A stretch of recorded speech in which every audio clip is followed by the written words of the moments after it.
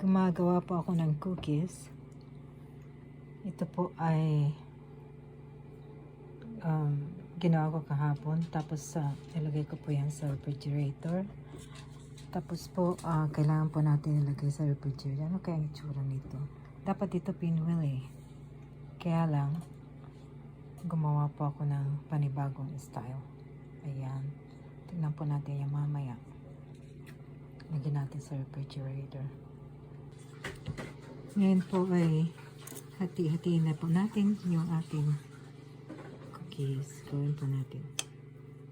Ayan. Ano na po natin? Ikat na po natin. Bago natin i-bake. Ayan po. Ready na po siyang i-bake. Bake na po natin.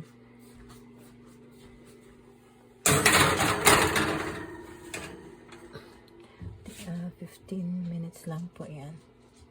Ito po yung pinwheels. I-bake na rin po natin.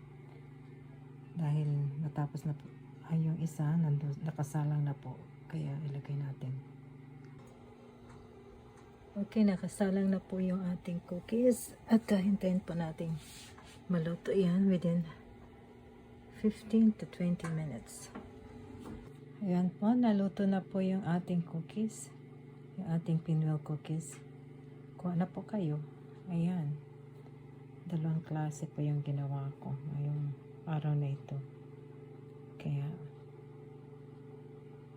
yan ay para sa aking mga trabahador. Magaling silang kumain yan. Kasi lalo pag pagod, yan lang. Tapos, merong gatas. Ganun po ang ginagawa nila dito pag may cookies. Kukuha lang sila ng gatas. Tapos, kakain sila ng cookies or either yung mga biskuit na matatamis. Ano lang nila sa gatas. Tapos, ayos na yun sa kanila. Tapos,